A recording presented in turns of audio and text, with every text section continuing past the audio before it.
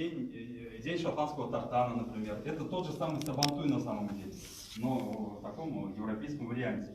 Это Скотланд Тату. Скотланд Тату — это фестиваль шотландских этих военных оркестров. Вы знаете, что такое волынка? Это, если вы посмотрите, к сожалению, я не смог открыть фотографию, но там видно, как прямо стадион, и там рядами идут, и прям один ряд представляет один клан. У каждого свой гилд, своя представленность, своя волынка, они ходят, и вот так вот где-то 15 родов, 15 кланов представляют, вот, можно сказать, такой военный оркестр. И это работает и на событийный туризм, это привлекает очень много туристов на самом деле. Это яркая картинка, которая может привлечь, которая привлекает практически весь мир к Шотландии. И на самом деле, учитывая вот эту схожесть, институциональную схожесть, мы прекрасно знаем, что есть кланы, башкирские родовые объединения, у которых тоже есть свои атрибуты определенные, да, то есть есть источники вполне обоснованные, которые можно представить, забрендировать. Например, тот же самый клан юрматинцев, там, у них Ангона, например, там перечисляется в источниках, там птица такая-то, дерево такое-то у этого рода, тамга такая-то, то есть знак родовой, боевой клич такой. И, в принципе, если привлечь хорошего геральдиста, он вполне без труда может все это систематизировать и сформировать современный, весьма такой привлекательный для брендирования образ. И также выставить некий такой парад реконструкторов, что ли, или военный оркестр, где и башкирские конники в одежде 1812 года. Все мы, если посмотрите картинки, вот что такое воин, башкирский воин 2012 года. Он одет в меховую шапку, он в каком-то тулупе и с копьем несется на лошади.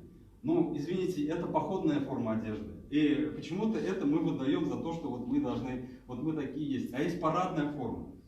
Парадная форма, и она весьма исторична. Можно ее найти, можно одеть человека, посадить его на лошадь с красивой сбруей. Ну, там военных маршев в башкирском фольклоре очень много просто. Они фактически создавались для маршей на самом деле. Просто сейчас их функциональность утрачена, их просто вот как на концерте. А на самом деле это для такого хождения, что ли, хождения военных. И этих маршей, я примерно насчитал около 20. Хотя на самом деле их, скорее всего, больше военных маршей. Это Циолковский и так далее, и так далее. То есть это все можно посадить на эту почву. Когда мы разрабатывали стратегии, там это обсуждался вопрос, и в принципе такие места есть. Это, конечно, в первую очередь предполагали как Уфу посмотреть на это, что из этого выйдет. Есть 2 геопарка, где высокая концентрация туристов может быть. Да, то есть это геопарк Салаватского района. И, возможно, будет геопарк, он признается ЮНЕСКО, это международный статус и так далее. Геопарк этого Гафурийского района, где, скорее всего, увеличит количество посещений практически в 10 раз. Там санатории и так далее, санаторно-курортные зоны между 2 агломераций. То есть в данном случае мы можем, так сказать, одним выстрелом сразу убить 2 зайцев, где мы с одной стороны хорошо брендируем республику, хорошо ее представляем, и учитывая все исторические наши основы, мы говорим много там о военнослужебном населении, о службе России и так далее, так давайте это можно представить. И есть модель, где это хорошо уже сделано, апробировано и которая имеет свой успех, без какого-либо риска. На этом я хочу завершить. Спасибо большое, что меня послушали. Спасибо, Ильнар Мухаммадович. Ренат Наилов. Я вот хотела спросить, синхронизировать можно, конечно, все. Но вот в отличие от шотландского, не знаю, я просто не очень, так скажем, в курсе, да, этой темы. Все-таки А есть ли достаточное количество людей, которые идентифицируют себя с этими кланами? Есть ли официальные представители этих кланов, которые могут, так скажем, с своим гербом? Да. Просто мне кажется, вот в этом основная шага. Да, во-первых, если это представление с официальными лицами на всю республику, там, в принципе, не обязательно, чтобы действительно были эти представители этих По родов. паспорту, да? Да, не обязательно все это смотреть в паспорт и так далее. Это вообще, на самом деле, я за то, чтобы там принципиально вот, не смотреть на это. Он принадлежит к пирматинцам или... Хотя Юнаш Павлович может генетический паспорт. Там, на самом деле, если любой человек, любой представитель там, нашей общественности имеет право сесть на лошадь, одеть себе форму и выступить там это, и его научат это делать, да? Как на лошади сидеть, как все это, как в параде участвовать, это только большой плюс, независимо от национальности, независимо от его клана принадлежности. Это во-первых. А во-вторых, действительно, по всей республике каждый год, обязательно каждый год проходит где-то съезд какого-то рода.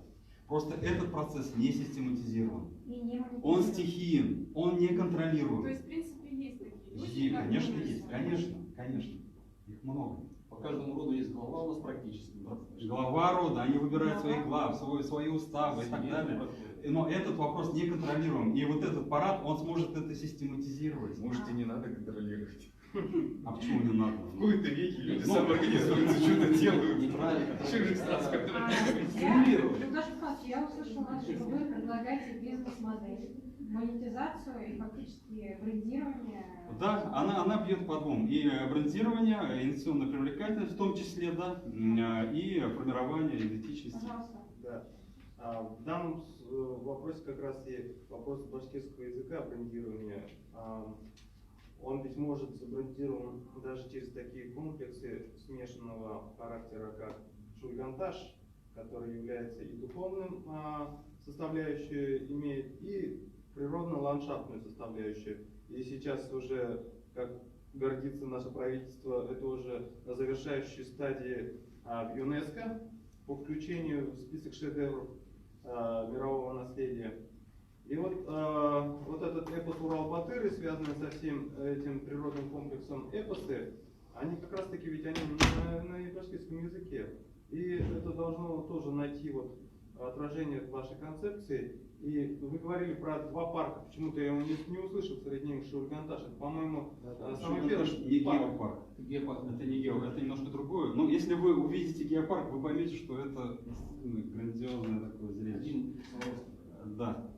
И Но там туристов, вы по-моему, о чем говорите? очень много, да? На самом деле мы пытались дифференцировать, где какие образы, где какие бренды, их развести. На самом деле то, о чем вы говорите, это другой вопрос, к которому нужно подходить отдельно. Это вопрос башкирского Урала. Что такое Урал, что с ним связывается и так далее. Здесь мы входим полностью в конкурентное поле с тем же Екатеринбургом, именно в культурологическом плане, в плане образов. Да, то есть к этому по-другому нужно немножко подходить. А здесь мы все же говорим именно о каких-то конкретных сюжетах истории. Локально. Да, более таких локальных. А все-таки Урал это все-таки наш фундамент, это наша самая основа. Спасибо. Еще один вопрос, пожалуйста. Очень интересное предложение, но вот мне интересно, а для какой целевой аудитории, для каких групп населения ориентировано оно? В смысле, откуда должны приезжать, кто должен на это смотреть? кому Это да. интересно? Спасибо большое. В первую очередь это ориентировано на позиционирование на международном уровне, никак иначе. Ни республиканский, ни российский уровень здесь он себя не оправдает. Только выход на международный уровень. То есть это и специфичная работа и на пиар-уровне, и языковой подход особенный, да, то есть и так далее. То есть и какие-то исследования за пределами, вот как это будет воспринято в Европе в первую очередь. Буквально вчера был разговор о том, что в Уфе создается башкирско-китайский бизнес-центр, и буквально люди готовы, то есть турпоток огромный, если вы говорите, то есть целевая аудитория, они на самом деле есть, не говорят о том, что их нет. Понятно, что она есть, просто для кого именно, потому что понятно, что в Башкирии определенно другое отношение к этому. Если возьмем московскую, там, Петербургские области, то что там тоже другие предпочтения, а вот международные, это другой вообще. А почему вы думаете, что россиян это не заинтересует? Или не в такой степени? Почему? Заинтересует, если это будет международный статус. Через международные уже внутреннее признание. Да. Своих пророков нет. Это мое мнение. Мы исследования не проводили, мне пока не на что опираться. Но я считаю, что выход на федеральный это равно международный уровень. По-другому, при всем обилии вот этих всех археопарков, парков и так далее, чтобы не затеряться в них, нужно сразу выходить на международный уровень. Спасибо за интересное выступление. И тут я для себя записала, что анализ потребительской аудитории все, да? По сути. Да. Причем специфичные, как за рубежом будут смотреть на это. Можно тогда еще один вопрос? Последний. Как, на ваш взгляд, готово ли само население Башкирии принимать иностранцев? О, еще готово. Я думаю, готово. Ну, вообще, у специалистов в туриндустрии есть два типа такого населения. Население, где не вовлечено в формирование туристических локаций и дестинаций, да? И второе, где они вовлечены. Ну, нам надо сделать все усилия, чтобы местное население было вовлечено в участие в этих дестинаций. Например, те же самые, если геопарк примет решение об организации вот этого мероприятия, ведь это не только одно. Это, например, модернизированный праздник Сабантуй. Я рассказал на самом деле только кульминацию ее, картинку. А на самом деле она подразумевает целый основной весь, например, в Сабантуе это большие перспективы для гастротуризма.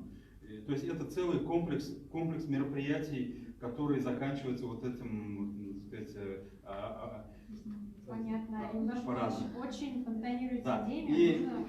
И здесь, смотрите, например, вы знаете Башкирию, да, примерно, где находится тот же самый Гафурийский район. Рядом Стерлитамакская общественность, рядом Уфимская общественность, рядом Ишимбайская и так далее, и так далее. Местная интеллигенция, которая готова там и участвовать, и прикладывать все усилия для организации своей муниципальности.